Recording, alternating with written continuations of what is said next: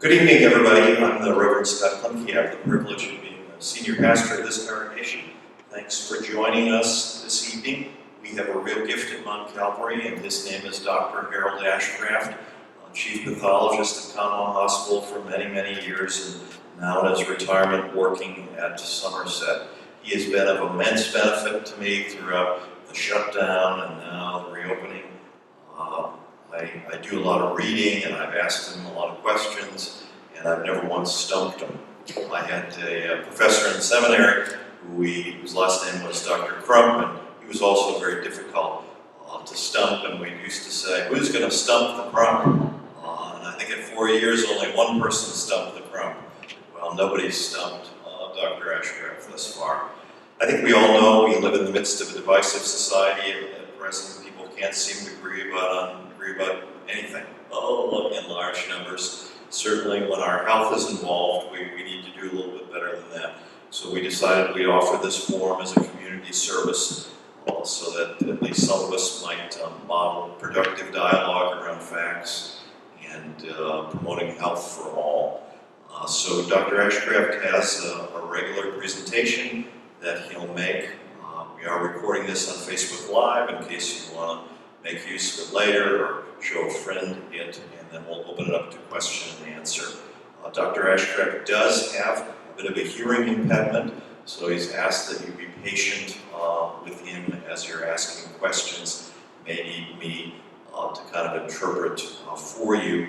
And we are aware that we do have folks out in the parking lot who felt more comfortable listening to the presentation in their vehicles. So hopefully you're all tuned in to 88.3. And if you have questions for me, you simply need to text me the questions at 570-367-3421. Text me your questions. That could go for those inside as well. Text me your questions at 570-367-3421. And I'll make certain those questions get asked. And now, I turn it over to Dr. Ashcraft.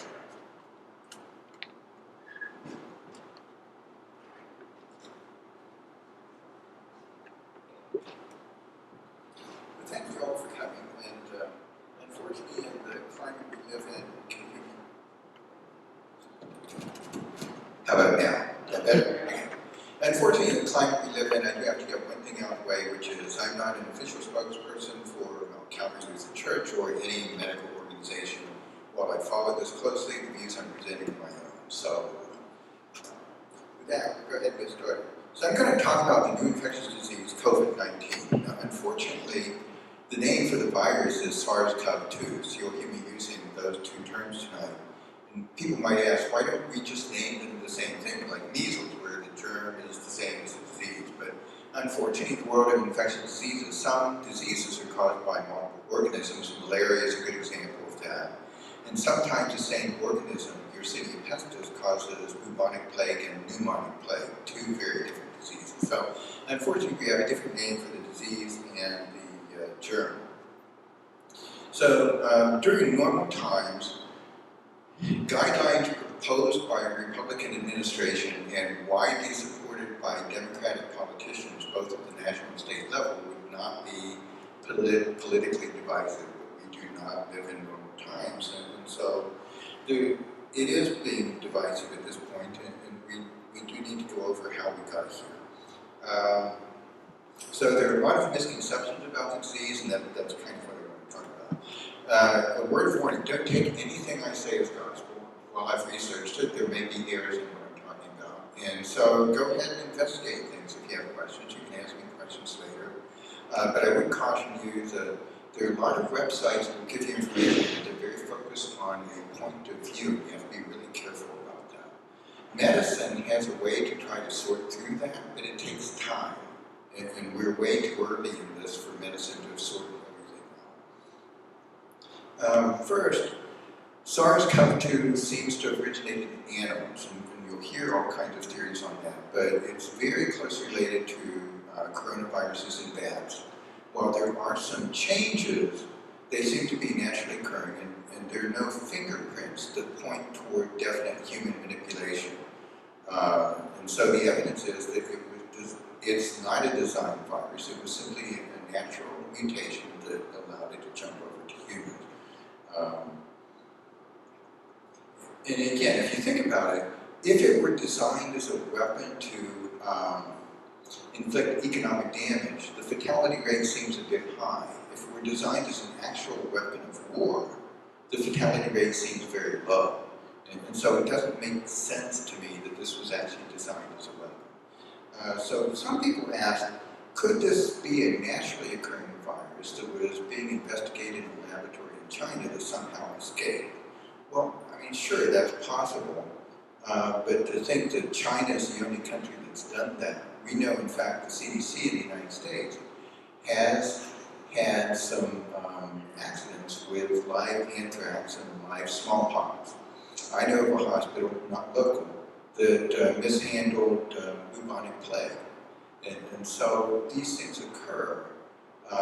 If this had occurred in China, would that change how we're behaving, how we treat this virus? No. It doesn't change a single thing about it. It's a naturally occurring virus that originated in some animal. It seems to be closely related to bats. And we need to treat it here, and to know it escaped from the laboratory doesn't change anything about that. And now, again, this doesn't excuse mishandling the viruses, and if that happened, it is a mistake. But it really doesn't change anything for us. So once we know that we have an epidemic or a pandemic, usually we want to have some way of specifically treating it. Well, in this case, we did. We had no specific vaccine, no specific medication.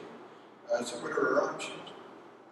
We knew fairly early on that this thing is more contagious than seasonal influenza. We knew fairly early on that it was more deadly than seasonal influenza. And so there are a limited number of options. You want to try to limit the number of people coming into the United States with the virus. And for the people who have the virus in the United States, you want to limit how many people they can spread it to. And so those are the two options that we've got. When you're trying to establish a quarantine, you can limit the movement of populations, or you can limit the movement of individuals. China actually did do limitation of populations big time. They had a massive quarantine where cities like Wuhan were completely surrounded, you could not move in or out. The idea there is you're willing to accept a higher fatality rate inside the hotspot for hopefully having a lower fatality rate outside. That kind of thinking is very difficult to do in Western democracies, and very few Western democracies tried anything even close to that.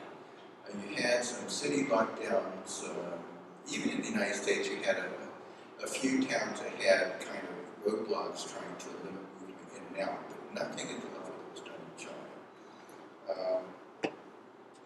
So the U.S. did impose partial travel bans. It's important to keep in mind that these were partial, not complete travel ban.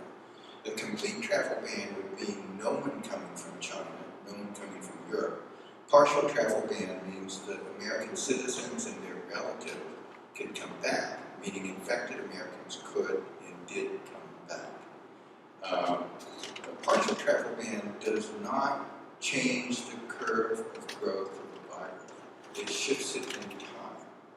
And so by itself, if you don't do anything else, the partial travel ban does not change the number of deaths you eventually have.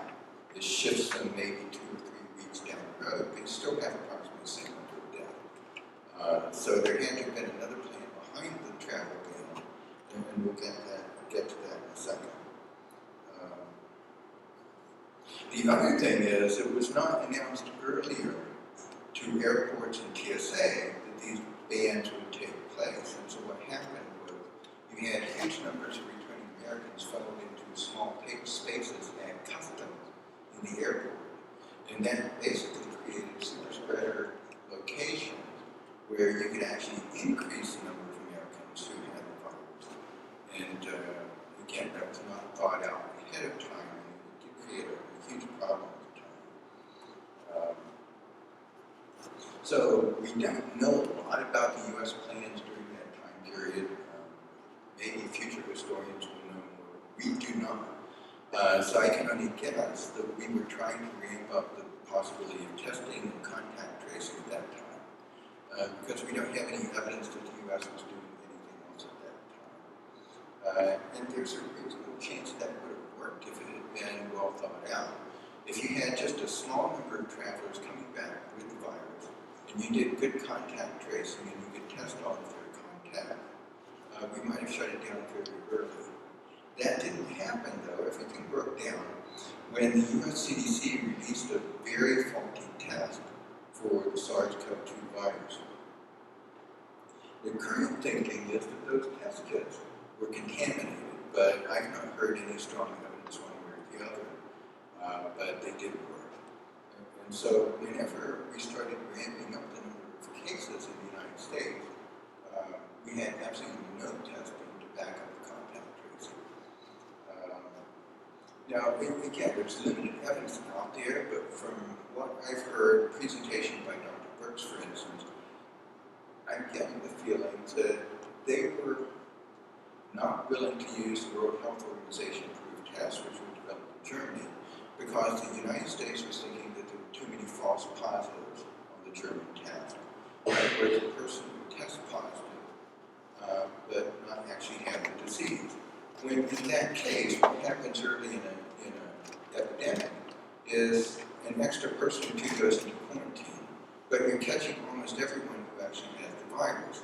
From an infectious disease standpoint, that's okay. And in fact, this test worked really well in Germany. And so if the U.S. had used that, if only for a few weeks before it got its test working again, we might be seeing a very different picture in the United States today. And unfortunately, a lot of this is conjecture on my part because the officials who made those decisions have not really said anything about that yet. But for whatever reason, we got into trouble really fast because we didn't have a way to trace people and test people. In fact, when the U.S. had less than 100 known cases, the seeds were already set for there to be a very large pandemic in the United States.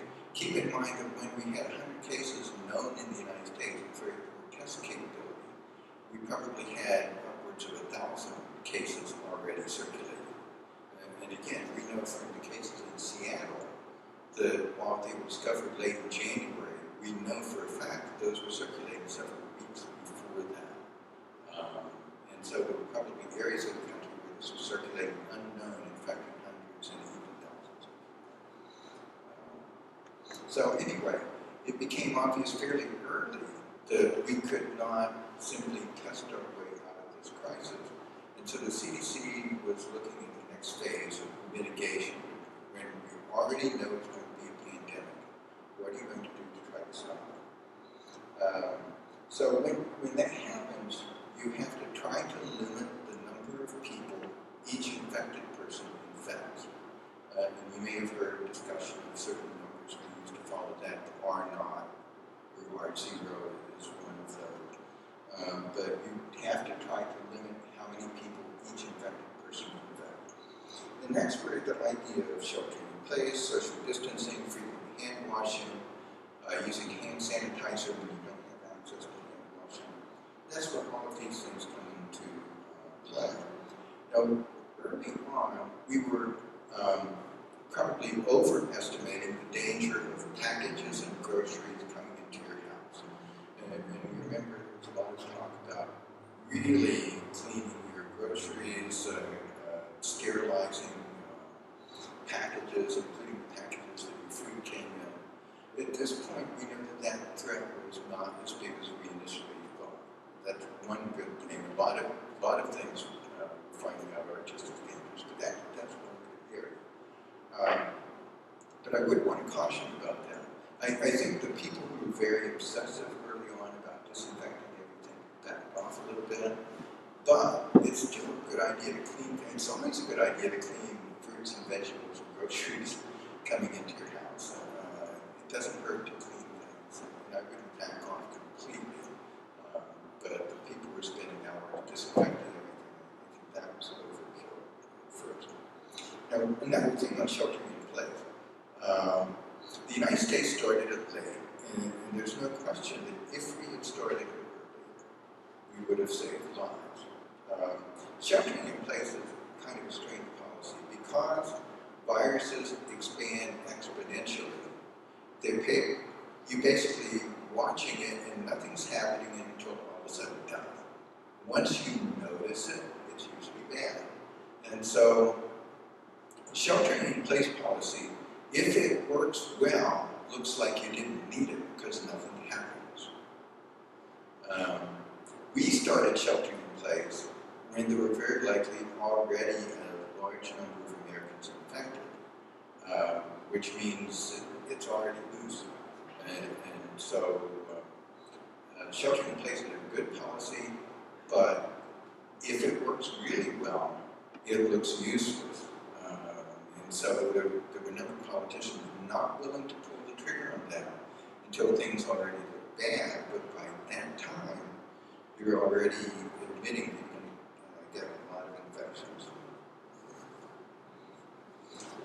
Now, masks.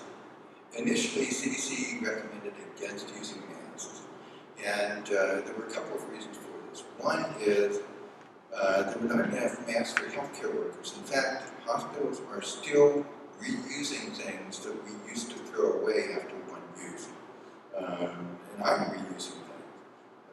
So this is something we still haven't caught up, and in fact, the hospital access to personal protective equipment is going down again.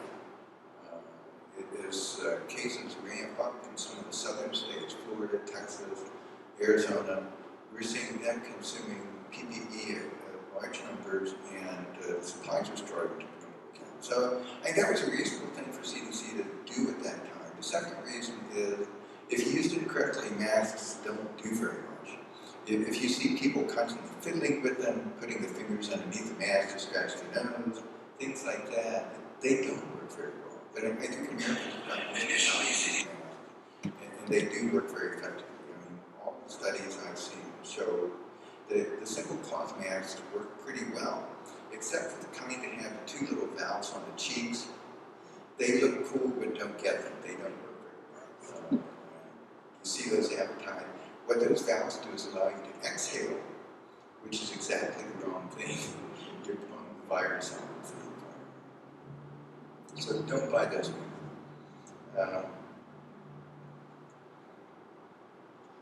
The masks protect the people around you.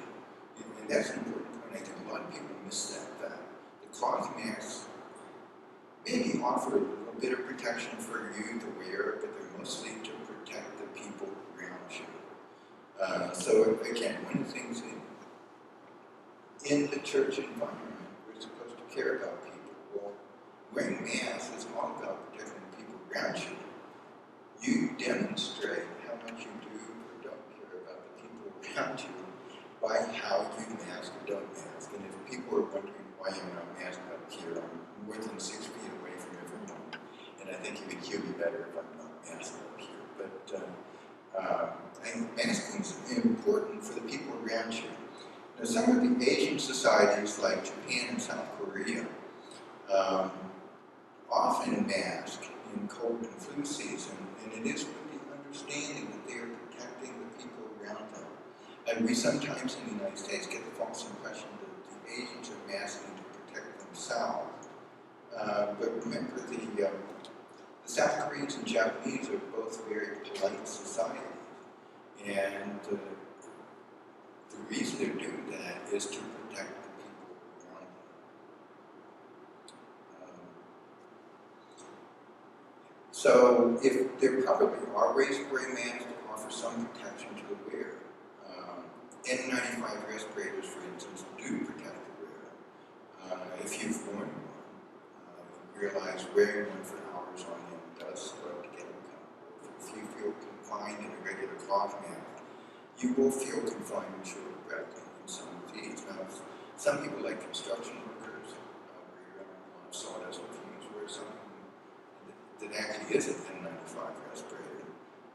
You've got military going into areas contaminated with, for instance, nuclear or chemical debris, where they're very actually more protective equipment. And yes, it's uncomfortable to be in that kind of environment. And I don't think most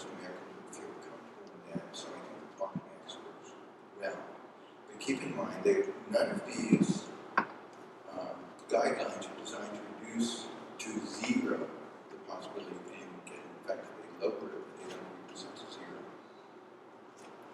There are a number of rumors that have started about masks, that you build up CO2 behind the mask and this causes health problem, or that they affect your immunity, that people who wear masks all day, their immune system is harmed. I'm sorry, but I belong to a profession where we sometimes live all day in masks that are actually more confining than the cloth masks that people are asked to wear. If there have been any trends in us being more immunodeficient or have foggy brains because of the carbon dioxide buildup, we wouldn't know that. So there's no truth that I can find to rumors like that. The masks do not adversely affect your health. What you're doing is protecting those people around you. And again, if you look at the fatality rate for different age groups, and you don't want a 70-year-old neighbor to be exposed to this. In the age group over 80, you throw in a couple of chronic diseases, and their risk of death is very high, and you don't want to expose them to that. Okay, so the United States, where does it fall in terms of how it compares to other countries? It's not terrible, but on the other hand, you look at some countries like South Korea and Germany, and they did much better than we did. And so, what did they do better? Is it that the United States was fooled by China into not thinking that this was a dangerous disease? Well, if we were, Germany and South Korea weren't. And so I don't think that's the case. And when you think, what could the United States and China have done differently? If China had called on January 1st and said, you've got a huge pandemic coming your way, you should shelter in place and shut down the economy tomorrow. Would the United States have done that? No. And so, again, trying to place the blame on China when we know very well that Germany and South Korea did fine on the information they had, it really doesn't do anything. The United States had access to information, the same information Germany and South Korea had. So what did Germany and South Korea have that we don't? Well, number one, they had access to rapid testing. The United States test was still stuck with the errors that it came out with, and it took weeks to get that fixed. And so the United States had no access to rapid testing. Again, we could have had access to the German test. Someone deliberately chose not to do that. And at this point, we don't know who that someone was. It could have been a group, it could have been a committee, we just don't know. We did not get access to the German test. And the other thing, too, is if you look at the German culture and South Korean culture, they are both duty and rule-based. Both of them. I was in Germany once, and I was jet-lagged, and I was up early one morning just walking around town. And I was walking along the road, they had no cars, it was still early in the morning. And a German citizen wanted to cross the street, so he didn't look both ways. He walked up to the walk button and pushed it. There's no car for 10 miles in either direction. He pushes the walk button, waits till his light turns green, and walks across the street. How many Americans would have done that? No. And so it's a different culture. South Korea is also very much more rule-based than we are. And so both Germans and South Koreans are more likely to think about the repercussions to their fellow citizens when they're making a decision. Americans are very individualistic. And that's sometimes a good thing. But if you look at Americans in the past, they were able to come together when they needed to. And you can think about the generation that Tom Brokaw called the greatest generation. It's the generation of Americans who responded to World War II. They came together when they really needed to and backed each other up. On the other hand, again, when you're looking at all of these things, if you look at what COVID is doing to the World War II generation, it's basically killing off the last members of that generation as we speak. And so I wonder, can we step forward and be like the World War II generation and come together as a country? I don't know. So anyway, recommendations that we've been talking about, mask wearing, social distancing, they're all at least partly based on the idea that each infected person is just as likely to spread the disease, but we know in fact that's not true now. We know that somewhere around 10% of all the infected people produce 80% of the new infections, so it's not everyone who's equally susceptible. Some people, for different reasons, cause that. Now, when do people become most infectious? It seems to be just before their first symptoms, or around the time of their first symptoms. And that's important. It means that a lot of people are infectious before they have any symptoms, no cough, no fever, no nausea, nothing. And so, it means that it's difficult for us to block the disease just by tracking symptoms, just by tracking your temperature. I know a lot of places are checking your temperature, and there's nothing wrong with that, but it doesn't ensure that you're catching everyone who's potentially infectious there. So some people are super spreaders, and it could very well be that they concentrate the virus better in the droplets that are coming out of their mouth. It could be that they expel more virus particles. For whatever reason, they seem to be very much more able to spread the disease.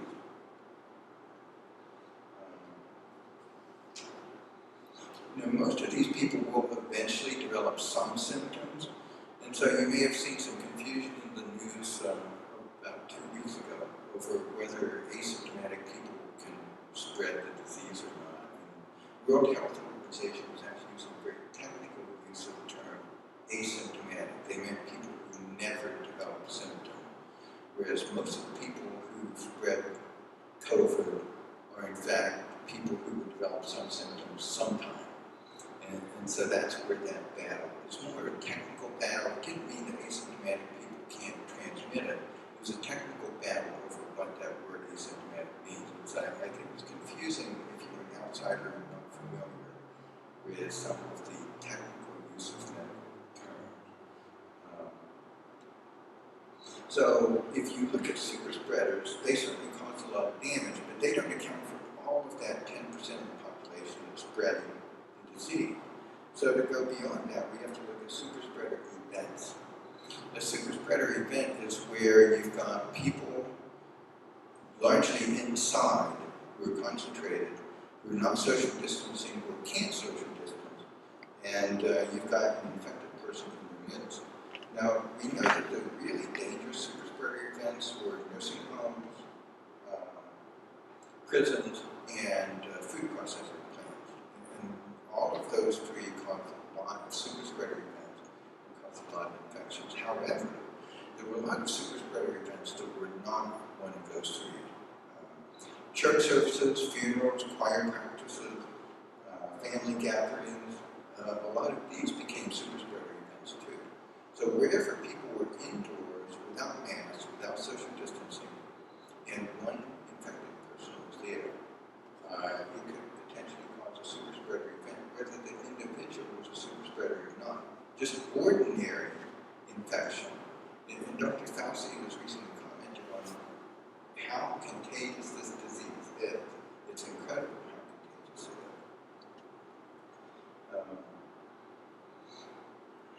So whenever you have things like that, you have a super spreader event.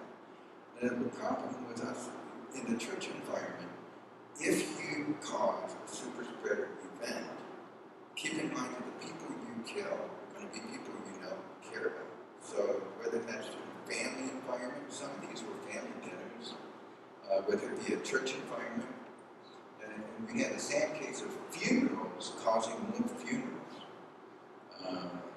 So these were very sad, and you really don't want to do that. So we have to be very careful when we were discussing policies for how to make this church safe. One of the things is we do not want to cause a super spreader event in this church or really anywhere in Johnstown. So when we're looking at what symptoms to look for, the current list of symptoms from CDC, you may have heard all these, but it's worth repeating. Fever, chills, cough, shortness of breath, fatigue, muscle or body aches, headache, new loss of taste or smell, sore throat, congestion, runny nose, nausea, vomiting, or diarrhea. I mean, again, the problem with those is that they're not specific. There are a lot of other viruses that cause the same thing. Once we get into flu season, guess what? Flu causes a lot of the same symptoms. Seasonal allergies cause some of those symptoms. And so these symptoms don't tell us much, but if you have the symptoms, then you shouldn't be at work, you shouldn't be around people, you need to be at home. So what are the current recommendations? Well, in Pennsylvania, the current recommendation is that gatherings of up to 250 people can take place, particularly outside. With cases accelerating in places as close as Pittsburgh and Allegheny County, I think we need to be cautious with that. You want to avoid large gatherings as much as possible, unless again they've been thought out to try to make it safe. And again, like everyone's reasonably safe in here at this point. I mean, with the social distancing guideline, we're trying to minimize the likelihood that one person is going to infect 2,000 people here tonight. And this is not 250 people. And so we have to be careful about the really large gatherings. Are we ready to have high school football stands packed with people shoulder to shoulder? No, we're not at this point. And so even though the guidelines in Pennsylvania go up to 250 people, I think we have to be really cautious about getting anywhere close to that. And trying to make sure that if we're going to be around people, that we continue to be masked and that each person has only a tiny percent chance of infecting people around them. Washing your hands often, each hand washing should take 20 seconds in your phone or sing an ABC song or something like that to try to get you through 20 seconds with water running. If you can't do that, use the hand sanitizer. And when to do that, well, whenever you've been outside, touching, if you go to the grocery store and shopping there, you need to wash hands after, or use hand sanitizer. Anytime that you touch your face, you want to clean your hands before and after. Touching your face is one of the easiest ways for us to spread viruses to ourselves. So if you get the virus in your nose or eyes, that all of those are easy ways for the virus to get inside. Cover coughs and sneezes, clean and disinfect anything in your house that's touched by multiple people, particularly outsiders, like your doorknob, light switches, things that everyone in your family is touching all the time. Those are basically the current recommendation. And how long are those going to be in place? I don't know. One of the weird things about the way Pennsylvania is calling its stages is this is called green in Calvary County, like at the final stage. Well, this is not. And whether we'll go to anything past that at any point in the next few weeks, I really doubt. Again, Allegheny County heating up right now. We're not that far from Allegheny County. I would think that Calvary County is going to be green for a while. Now, there's some special considerations I want to talk about. Exercise. Exercise is safest in your own home if you can do that. Gyms, I mean, the problem with gyms is that exercise causes you to breathe heavy, particularly if you're doing aerobic exercise. Regardless of what we're trying to do to contain that, there's some danger to the people around you if you're infected. I'm not ready to go back into a gym at this point. But what about outdoor exercise? The current recommendation in Pennsylvania is that if you're off your property, you have to mask. And for a long time, it wasn't worded quite that way. And so if you're outdoor exercising on a trail or path that very few people are on, nobody cares if you're masked or not masked. But technically, you're in violation of the order right now for outdoors, jogging, running, walking, biking, if you're not wearing a mask. My suggestion would be to wear a newspaper around your neck, and if you're coming up on someone, to pull it up. I've not seen a lot of people do that, but it'd be a simple way to be in compliance with the rule and not inhibit your exercise. Opening school, that's going to be a big topic. Is there a safe way to bring children back into school, maintaining the safety of parents, teachers, other school workers? And the answer is we don't know. We do know that school-age children are less likely to get the disease. I mean, it's not just that they don't get sick, they're less likely to actually get the disease. We don't know why. It's not because they have super immune systems or anything like that. We simply don't know at this time why children seem to be a little bit less susceptible. We do know they're a little bit less likely to spread the disease, or at least that's from data from other countries. One of the problems is a lot of these countries trying to collect the data after schools have been shut down, so it's a little bit questionable. Some of the data in the United States seem to be contradicting that, and so I don't know where that's going to end up. We do know that the children who get the Kawasaki-like syndrome, that is a really nasty disease. It can cause death or permanent or long-term damage.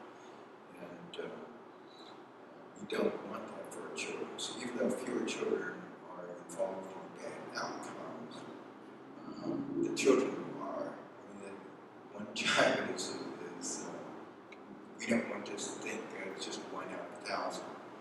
If that's your child, that's not just 1 out of 1,000, it's your child. The other problem we don't know is how many people who have COVID will have long-term consequences. COVID damages lungs, brain, kidneys, heart, and some of that long-term damage will not recover. And so we just don't know how many people will have long-term damage, children who were adults. So there's almost a battle between CDC and some other government officials over this school opening right now. And I can tell you, I have dealt with CDC at various times in my career. There are a lot of good scientists who work for CDC, and they do actually have the best interests of the American public at heart. Has the CDC made mistakes in the current COVID problem? Sure it has. Have it made mistakes before? Yes, but they do have good scientists, and I would be really cautious about saying that the CDC guidelines were themselves political and we need to rethink them. I mean, it did come up with some reasonable guidelines for opening schools, and I think we have to be really cautious. And the danger is not just that it will infect children, but the children will infect their parents and their grandparents, and the grandparents in particular have a higher death rate. So we have to be really careful about that. We do need to balance the risk with the fact that the children need to be educated. And the longer we stay in a situation where children are not getting exposure to other children and to proper education, that certainly can cause a problem. But the solution is not obvious and probably needs to be carefully worked out. And not my area of expertise, and I really don't have a solution, but I can see that the problem is really big. Attending church, again, is something that we've missed over those months, and again, I think churches like this one have carefully thought out how to try to keep people safe, and there are different levels of attendance. You can come here to the social distancing guidelines. You see kind of built into our pews now. There's the parking lot service. So all of those ways to try to allow people to have that service and still stay safe. Choirs are something that people ask about. What we know is that several choir practices and performances turned out to be super spreader events. Now, is it because singing itself is dangerous, or is it because choirs tend to be huggy types of people who get close together? And the answer is we don't know. There have been some studies trying to look at how singing might cause a problem. And there's no question that people who are really good singers project their voice. Well, they project their voice and also project droplets, and the droplets carry the virus. And so it's certainly possible that that singing itself is dangerous and what that possibility is there, I'm hesitant to recommend the choirs restart. They've looked at musical instruments too, because musical instruments do exactly the same thing. It turns out some of them are probably dangerous. Flute in particular. If you know flute players, they have about as much air control as any musician. And so some instruments are probably really dangerous. Now, again, so really good singers unfortunately have the best projection. So churches that have really bad choirs can probably look like that. Unfortunately, I think all choirs are at this point on hold. Unfortunately, that also means congregational singing, which has exactly the same. Again, I understand most of us in the pews aren't really good professional singers, and we might not cause a problem. But at this point, we just don't have enough evidence that singing is safe to try to bring that down. But at some point, hopefully we can. So I want to put this disease in perspective. If you had a disease 100 years ago, or 200 years ago, that had a 1% to 2% mortality rate, killing mostly the elderly, and you went to a president or a king or whatever and said, this is what you've got to shut down your economy, they would have laughed. You say, I can tolerate a 1% to 2% fatality rate, particularly if it's mostly the older people, and that way we don't have to take care of them. And so, in a way, it's really a testament to our culture that we care enough about the deaths of Americans, that we're doing the things that we need to do to try to stop this disease. There are cultures that could easily just say, let the disease run rampant, we'll take the fatality rate. Now, unfortunately, one of the problems that the large democracies in the West have is we only have so much health care out there. And this disease runs fast enough to overwhelm that. And so, unfortunately, you don't end up with a 1% to 2% fatality rate. You end up with a 5% to 10% fatality rate if you simply let it run loose. And so, I want to caution that's actually not a very good plan. The only country that tried some version of that is Sweden, and it didn't work. I mean, it didn't work as badly as you might guess, but it didn't particularly well either. But historically, I think a lot of other cultures would have simply let this disease run. If you look at a medieval city, and they may not have even noticed they had an epidemic with a 5% fatality rate. And so earlier cultures would have probably not responded the way we are. But I think, again, it's a positive thing for me that if our culture cares about the nursing home deaths, that we're trying to stop.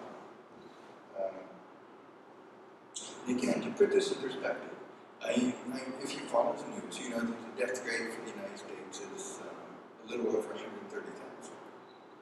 That's the population of Calvary County.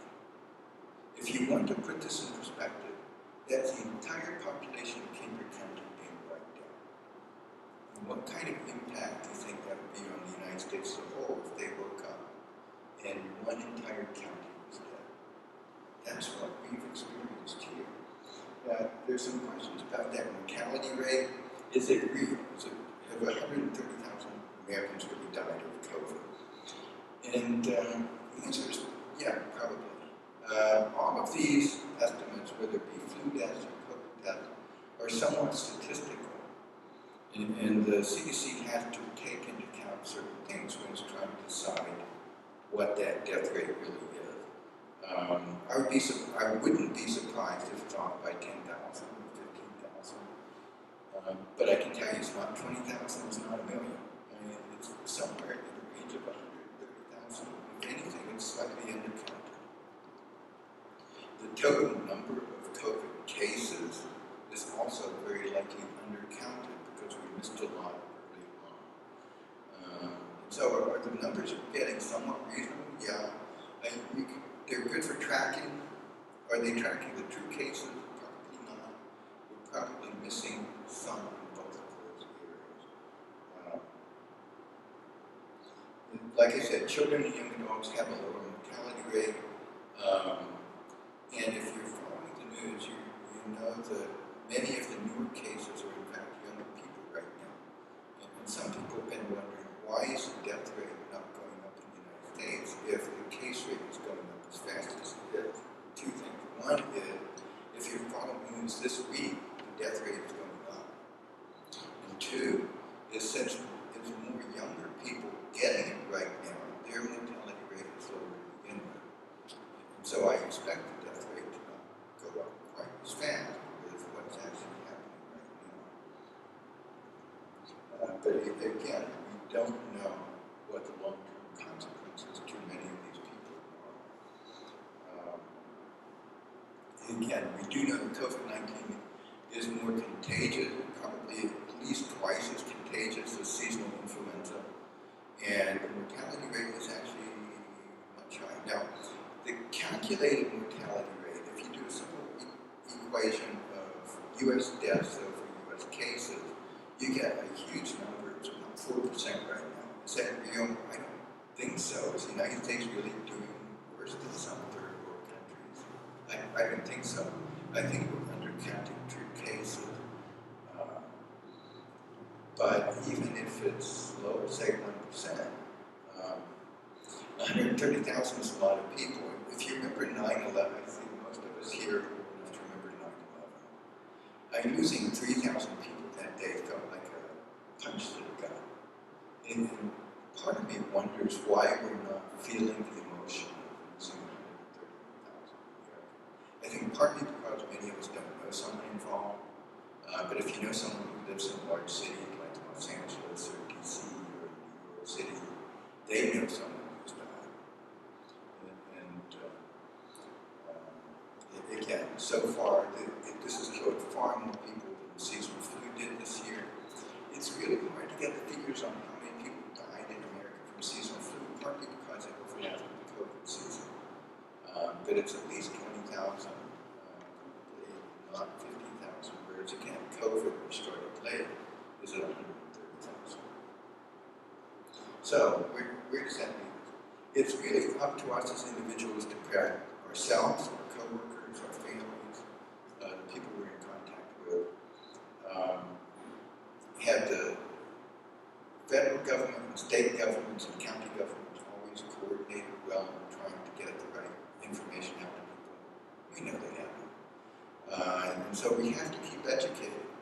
This disease is changing. Recommendations are going to keep changing. Like the big one is don't mask. And there were reasons for the initial decision. There were reasons for the change. And there's absolutely no question that masks help. There might be other changes in recommendation. We're just going to have to keep aware of those. Looking ahead, I mean, the nightmare of imagining hospitals getting a sick viral patient and not knowing if it's influenza, COVID, or even something else. I mean, there's some other viruses brewing in some Asian countries. If they hit at the same time, it would just be a medical disaster. We really don't want to think about that. But we're just going to have to keep educated. There are good sources out there. I would caution you to not rely on one information source, not one website, not one news service. At this point, you really want to try to educate yourself by reading different points of view. But again, be cautious. There's a lot of conspiracy theories. There's a lot of rumors out there that simply not true. And you've got to be really careful about those. I think Americans have the ability to fight this disease, and we have a good healthcare system in place out there. But it'll mean all of us working together. I hope Americans can work together. So far, we've not always demonstrated that during this crisis. Maybe thinking about Americans working together is too big of an idea. Can we work together in Calvary County and Johnstown? I think so. And it's a small enough area that if all of us really try to make sure we don't potentially infect the people around us, then we can come out of this. Thanks, and we'll open it up to questions.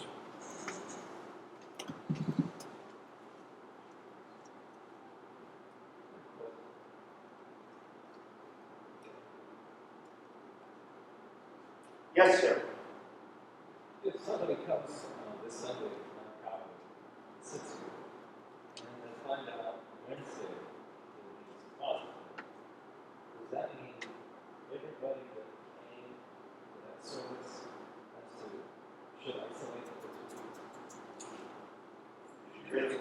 Yeah, so the question is if you attend service and one person is infected, does everyone have to isolate? Not necessarily. And again, if everything's set up and functioning, Pennsylvania does have contact tracers and ways to try to work through that. That unfortunately only works if you get a few cases. States like Florida and Arizona can't adequately contact trace right now. There are too many cases. So it does bring up the problem though, if you're around people and they get infected, do you have to quarantine? And the guidelines have actually shifted in the United States from, yeah, if there's even a possibility you have to quarantine to maybe not. With healthcare workers there for a while. It was simply taking too many out of circulation at one time. And so it's not something that's 100% at this point. Certainly if you're not close to them, it'd be something that you can talk about, and again, it might have to do with where you work and who you're in contact with. But I wouldn't say that's a hard, definite, anyone who's within 100 feet of you who develops the disease. And I can tell you, walking into a hospital every morning, they ask me if you've been exposed to someone with COVID. And so if I answer yes to that, they would have two choices to say, okay, go home, or let's watch this and see. I don't know there's a definite answer. Unfortunately, there's not necessarily a definite answer to that. There are a lot of guesstimates about a possible vaccine and when it will be ready. Obviously, we are rushing it, and it is not going to go through the testing that a lot of vaccines go through that take years to develop. Do you have a best guess as to when we might have a vaccine, and how confident will you be in the effectiveness of it? Okay, here's the issue with vaccines. Number one, you've got to develop the vaccine, and then there are 3 phases of the trials that have to be finished before that vaccine can be released to the general public. And theoretically, you can release it early. Also, it's got to be, the manufacturing has to be ramped up. And if you want the manufacturing ramped up before you're finished with the trials, and it turns out it doesn't work, then that company is wasting millions or billions of dollars in ramping up production. And so the companies are going to want compensated if they're to ramp up before they're finished testing. That's part of the issue. The United States actually dumped billions of dollars into some of these companies to try to do that very thing, to try to make sure that once we have it and it's ready to go, we also have the doses.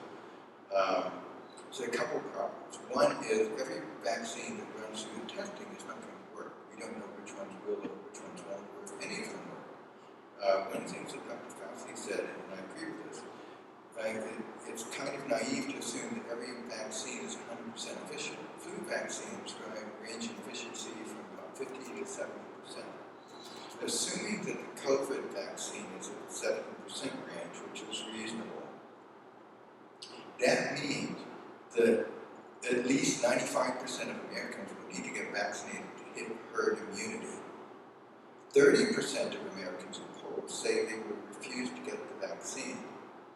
If 30% of Americans refuse to get the vaccine, and the vaccine is 70 or even 80% effective, it means we will not hit herd immunity, and the disease will bounce around the country, flaring up every once in a while. And so, as far as when we'll have the vaccine, I agree with Dr. Fauci in that if everything works like clockwork, we could have doses going out at the turn of the year. That's a lot of things working perfectly to get there. Is that 100% likely?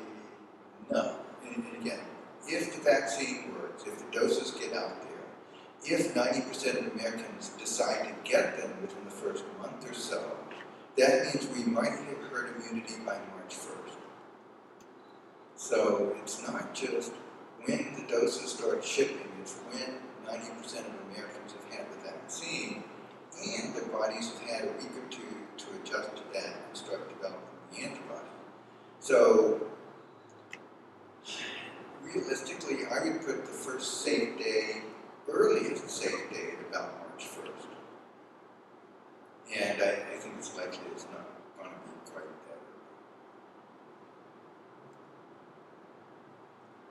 I know that's not good either, so.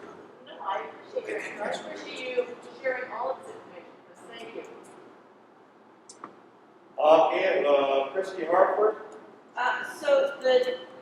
I'm going to ask this from a medical standpoint. The cases of the SARS-CoV versus the COVID antibodies, when they're coming back positive, how do they differentiate between the two? A little closer, Christy.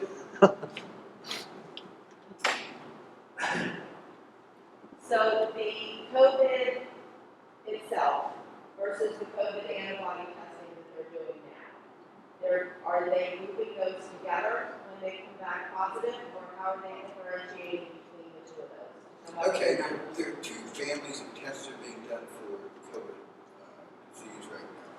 There's the test for the actual RNA of the virus. That tells you you've got it. There's a test for the antibody, which tells you you've had it at some point in the past. When the antibody tests first came online, there was some confusion about how the states were supposed to lump those data together.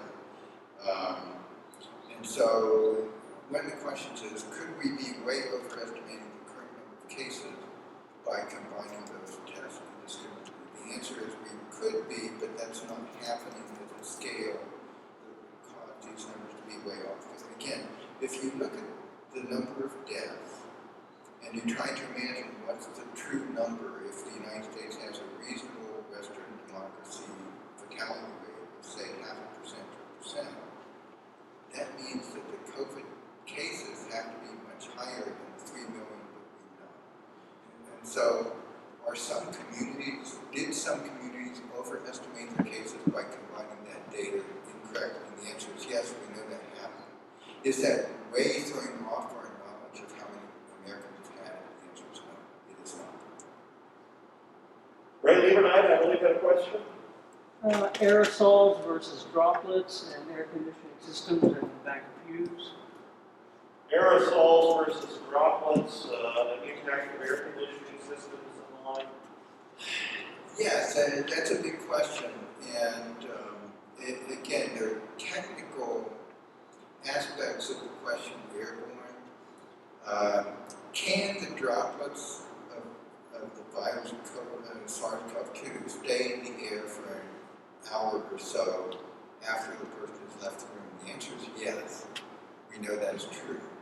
Does that automatically qualify it as what WHO considers to be a true airborne disease? And it's been more of a technical question. Can the droplets remain suspended? Yes. Is that a means of transmission? Well, yes, it can be. The closer you are to that person, the more likely you are to inhale a sufficient number of particles. If you're outside, is it likely that you're going to inhale a sufficient number of particles? The answer is no. Being outside dilutes the particles. The more wind there is, that stirs it up and basically dilutes the particle and makes it less likely that you're going to catch it outside. Once you're inside, where the particles can remain suspended, that starts to become a problem. Like I said, none of these guidelines are designed to be 100% safe. And again, do I feel safe going into a gym just yet? No. Would I feel safe sitting in a restaurant? I haven't yet. I can consider it under certain circumstances, but again, it's questions like Ray raised. If the person who's at my table coughed into the air, and I sit there, and those droplets are still in the air, suspended, and I inhale them, I can catch what the previous patron of that establishment gave me. Yeah, it is a problem. A lot of discussion, unfortunately, has been obscured by the technicality of the question to medical experts. But there is no question that the droplets are small enough to remain suspended for an hour or so, or even a few hours. And so that makes some of these public spaces a little bit iffy. Again, with church services, where you're not having church services here back to back within an hour of each other, consideration. Or the droplets land on a surface and someone picked that up the next day. Again, not as much a consideration as we had originally thought. Not zero, but not as big a consideration. The big consideration is the droplets hanging in the air indoors and we walking through that same space and staying in that same space long enough to inhale a sufficient number of particles. And we don't know what that number is at this point. Questions from the parking lot. The doctor thinks X and Y would be good information sources. Can you perhaps provide 2 or 3 information sources that you visited that you think are reliable is the question? I think mostly the state sites, like the Pennsylvania coronavirus site, are good at keeping up with the data. Sometimes they're big, and if you're trying to track down individual pieces of data, you sometimes have to do a lot of clicking. But the data is reasonably good. There's a site called Worldometer that has been very good at collecting data from all over the world. And specifically, they have a subsection, Worldometer, just like it sounds, coronavirus. If you type that into Google, they do all the major countries. A lot of the countries, if you click on the individual countries, get data. If you click on the United States, it actually breaks it down by state and shows you the trend as far as states or the entire country, as far as new daily cases, deaths per day. So these are good sources. If you want to look at news sites, what I would tell you, unfortunately, the United States has left-leaning sites, right-leaning sites right now. What I would tell you is, whatever your perspective, make sure you read your sites and the other sites. And you have to be careful. I mean, since some sites out there, there's no question, are trying to push across their point of view. But if you're reading from more than one site, you see that 4 or few sites agree and 1 doesn't. That kind of gives you a clue. I think a lot of the medical sites are trying to cover it. Some of them they're paywalled, like Washington Post is paywalled. You can't read most of their articles unless you pay them. But Washington Post is releasing some of their coronavirus articles, and so you can get to them. Some of the sites are doing that and letting you access those, and that's good. That would be my follow things like Worldometer and the state programs for the for statistical data. The news sites have been covered. If you look at the major news sites, Washington Post, New York Times, CNN, Drudge even, which is a right-leaning site, has been covering it fairly well. Fox News, you've got to be a little bit careful because they have a political axe to grind, more of a political axe to grind than some of the other sites. But they've been covering most of things. And one of the problems with right-leaning and left-leaning right now is that some of the sites are deliberately leaving out stuff. And that's one of the things you've got to be really careful with. They leave out things that other sites are covering. And not just slanting it, but leaving it out. And so if you're only looking at one site, you're going to lose some of the things that are truly important. I think generally, would you agree, Dr. Ashcraft, the coverage does not use the word platform, however, it's all declarative sentences, run like crazy, right? Yes. They tell both sides of the story or not? It sounds more dramatic. One of the things scientifically is we simply don't know everything about this virus yet, and what drugs work. I mean, we know the remdesivir. Now, if you look at the things that are actually being used out there, remdesivir, which did get good publicity, keep in mind that under ideal circumstances, it lowers mortality by about 30%. This is not something that is really curing everyone.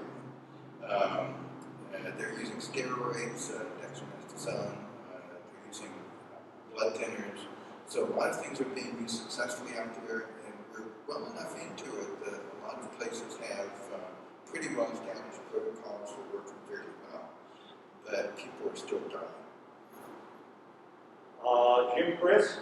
Harold, can you explain to the rest of the people here council meeting about the regular influenza, about how until you get to 85 to 90% you don't ever get rid vaccinated?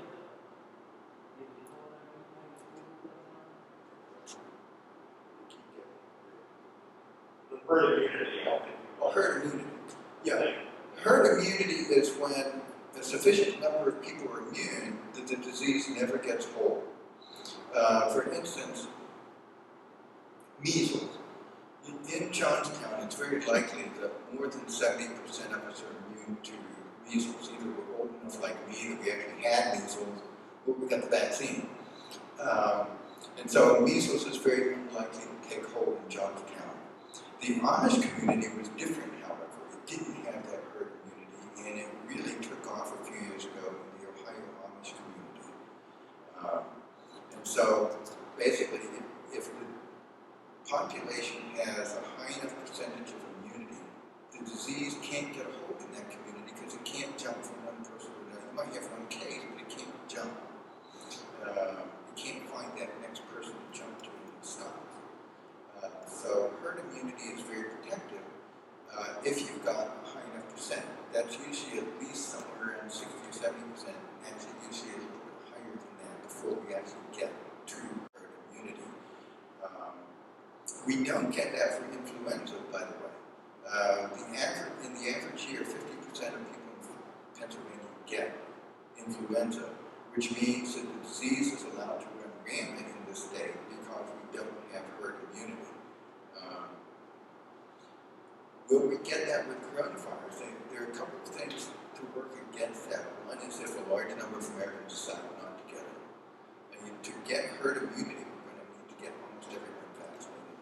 The other is we don't know how long the immunity lasts with COVID.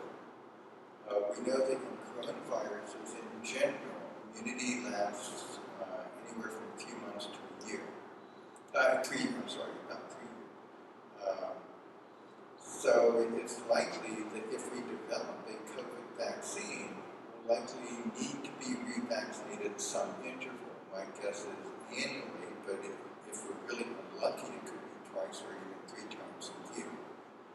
To try to maintain that kind of schedule with everyone to keep the United States in herd immunity is going to take a lot of cooperation. Again, are we as Americans sympathetic to what the entire country needs to protect those of us who are most vulnerable, who are the aged, the people with coexisting medical conditions? But if you look at the list, unfortunately, hypertension, type 2 diabetes, how many people do you know that have that? Some sort of heart disease, some sort of lung disease. Unfortunately, the list of comorbid conditions are a lot of common conditions. Did that answer? Yeah. Okay. With the YMCA open again in town, someone wants to know, will swimming pool water kill the virus? Is swimming safe? Swimming pool virus in swimming pool water has chlorine in it.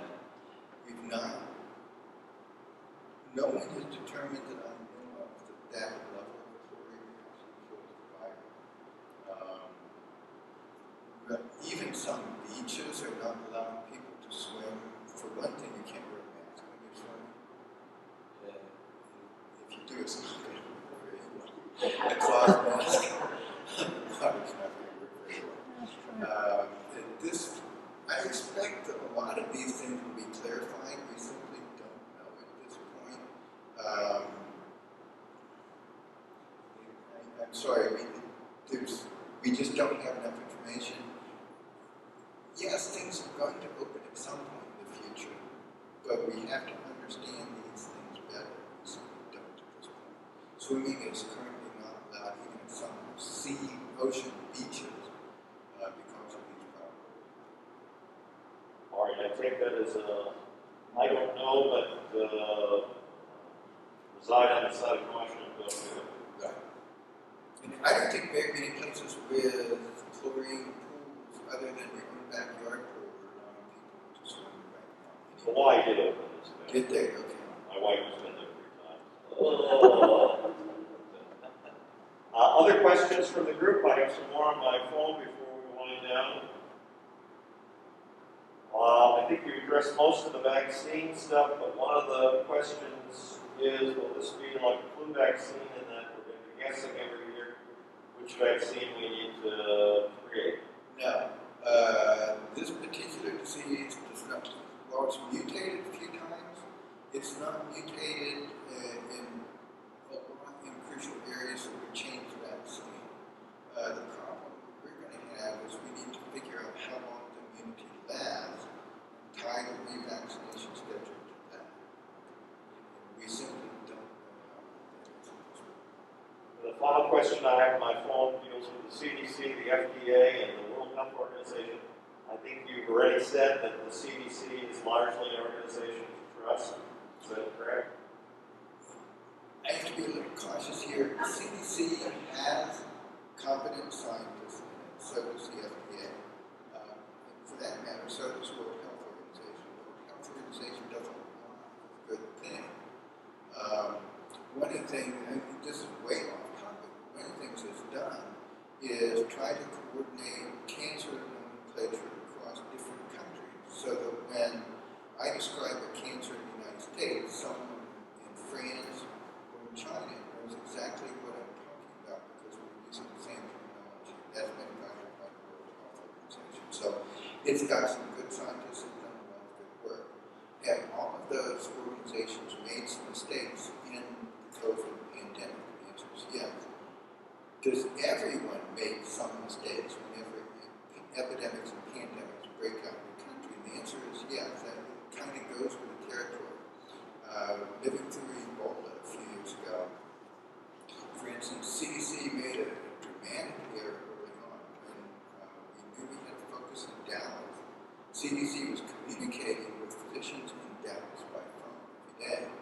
They needed boots on the ground, and they found it out really fast when they found out that the hospital didn't quite understand some of their directives until someone showed up and figured out it was really bad.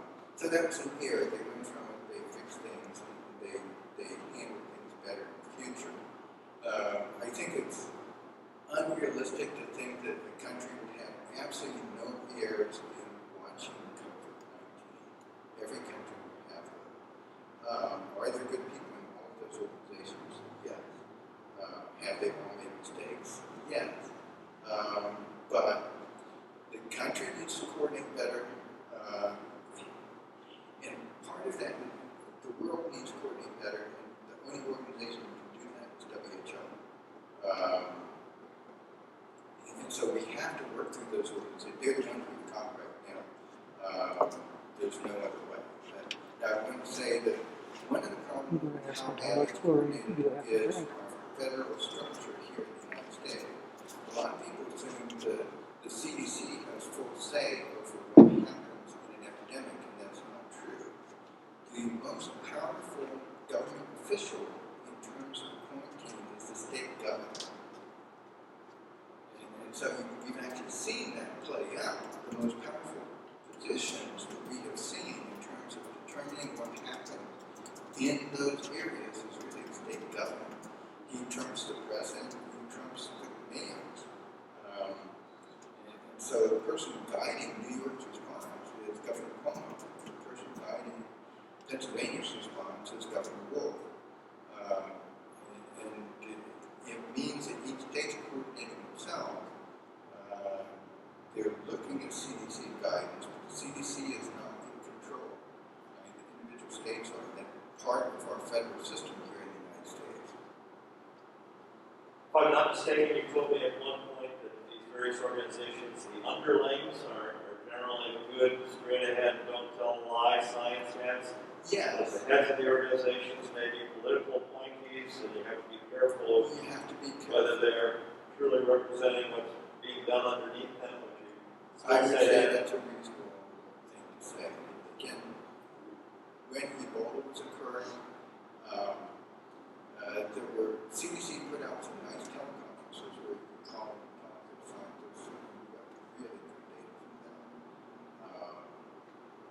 Sometimes the messaging would not be consistent between the teams and the scientists, and you just have to be careful of that. Any other questions for Dr. Ashcraft?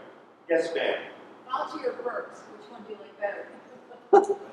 How's your Dr. Fauci or Dr. Burks? Dr. Fauci or Dr. Burks? Which do you suspect or respect more?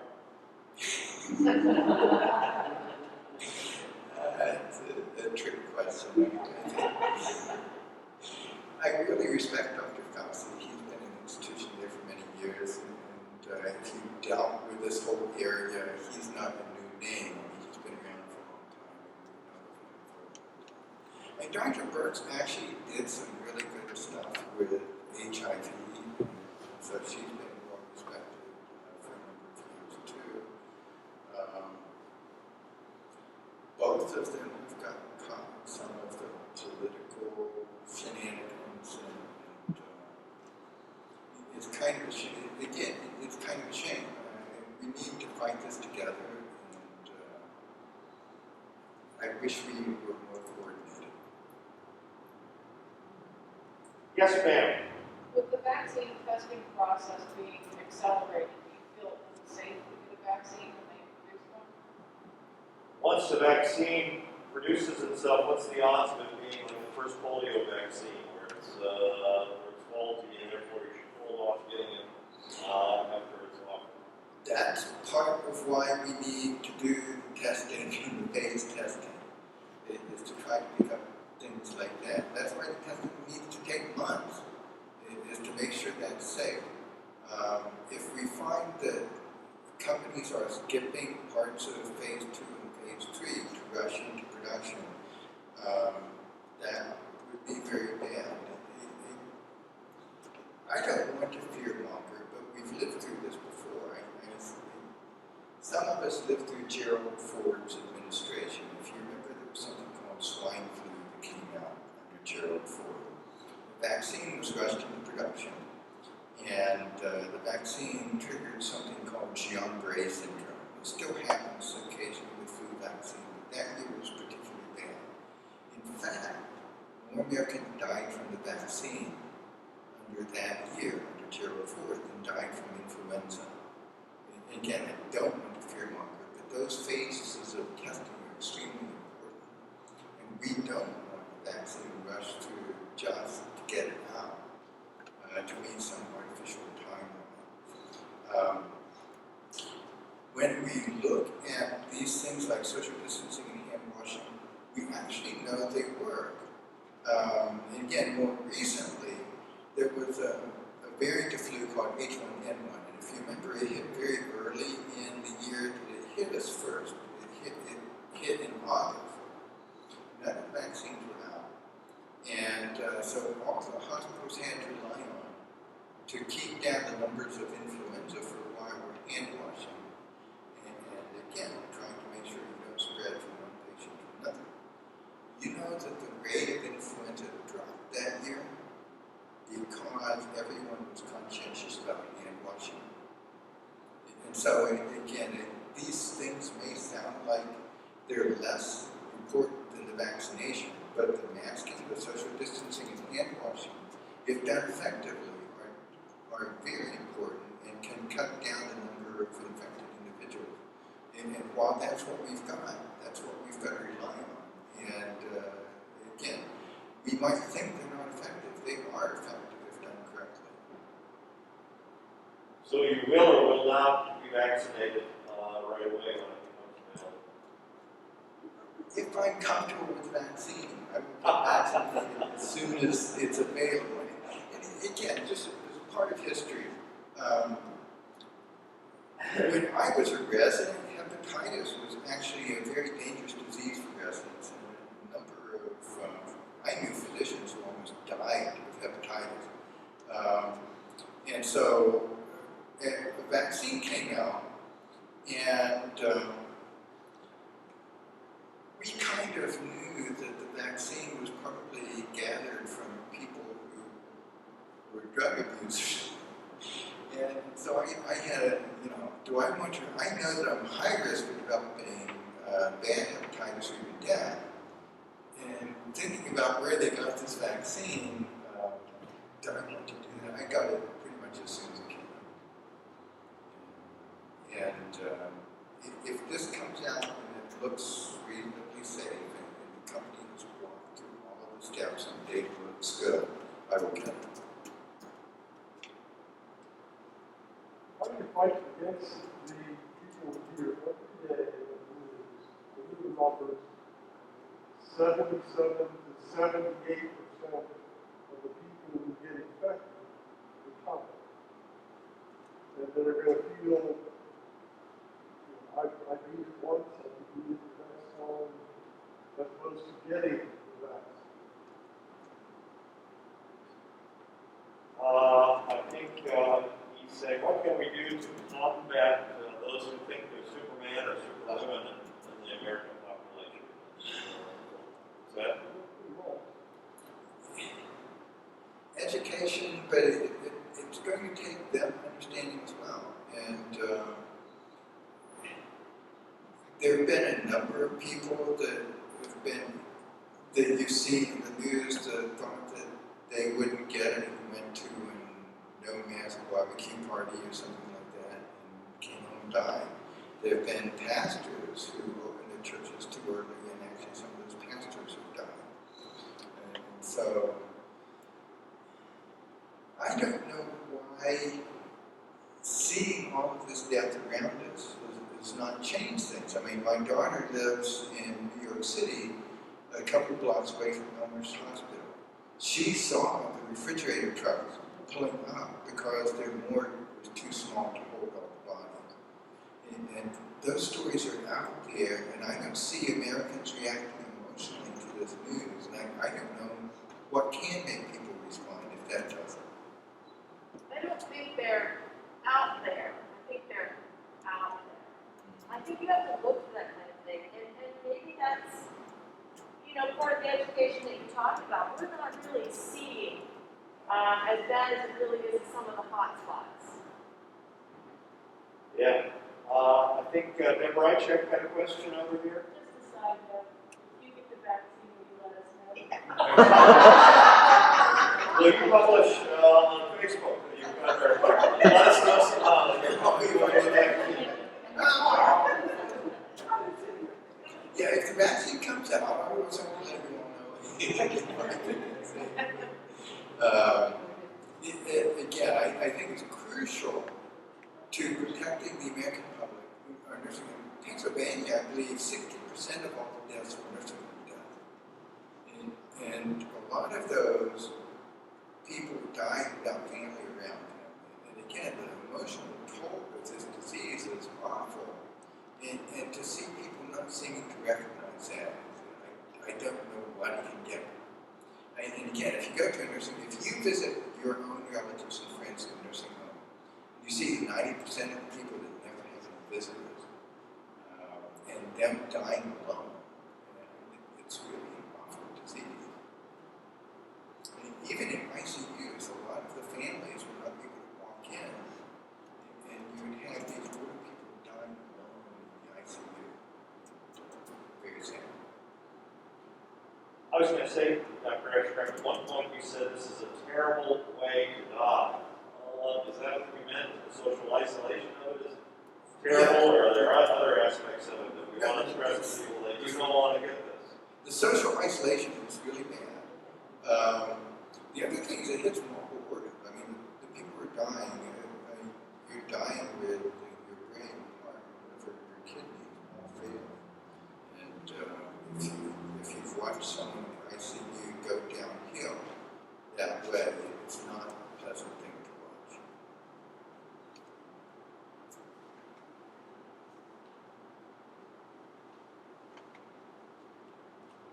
Can we give Dr. Ashcraft a hand?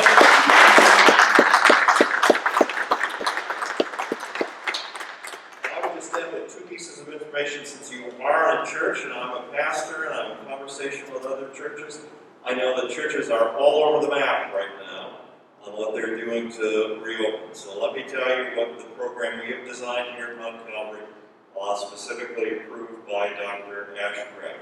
You can see we have this caution tape up. We've measured the sanctuary very carefully to make certain that related groups are no closer than 6 feet together. It hasn't really come into play, but we put put in a reservation system, ensuring that we're never going to end up with more people here than we can seat safely. That hasn't, we're not at that level of capacity, so I'll be honest with you, it hasn't proved to be so useful yet, but when we get back to our normal capacities here, at least in Mount Calvary, it will become very important. We do our best to avoid exchanging anything. We are posting our bulletins and asking people to download them and bring them along. As Dr. Ashcraft was pointing out to us very early here, when you're passing hands, you increase the risk of exposure. And others have said, well, what if we wear gloves?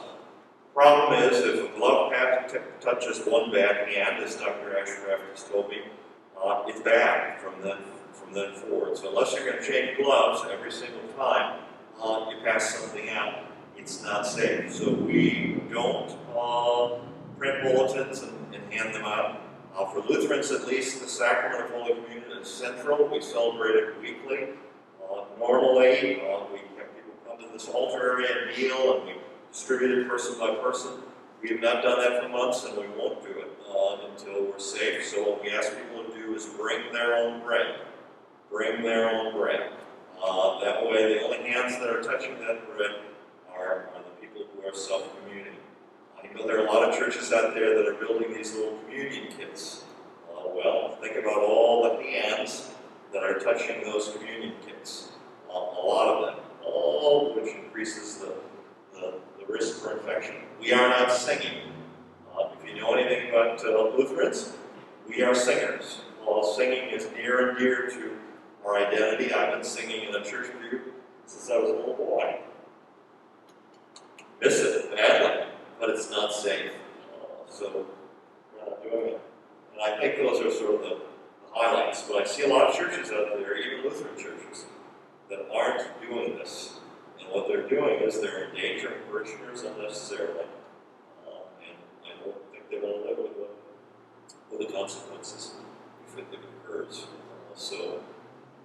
Lutherans and Roman Catholics have a history of being of having disagreements. There are reasons for those disagreements, but basically Lutherans and Roman Catholics agree that when it's a scientific matter, you follow the science. So if you were to go to the Johnstown, Altoona Roman Catholic Diocese, they have very, very specific standards in place. Roman Catholic bishop can mandate those things be done. Lutheran bishop can't. But you'll go and you'll see that they are requiring masks at all liturgical and parish functions, and that if there's to be any singing at all, 30 feet apart. Now, if you look at here, if we space people at 30 feet apart, how many people would we have in here? Not many. And we're adapting. We're going to be installing some television screens in the sanctuary so that we can put the bulletin up there. We won't have to print it out, and also pipe music in. Maybe you can't sing it, but at least we can hear others sing it. So those are things I'd say to you. And I just close on a personal note, if I can. I think it's always best to be personal. So I had a sister who died about 4 years ago, 5 children. She was 44. And the one she worried about the most has his graduation party in a week. And I can't go. And that breaks my heart. You know who told me not to go? My mother, who I haven't seen for a year. You think she misses her son? Think I miss her? But we gotta be careful. Amen? See you later.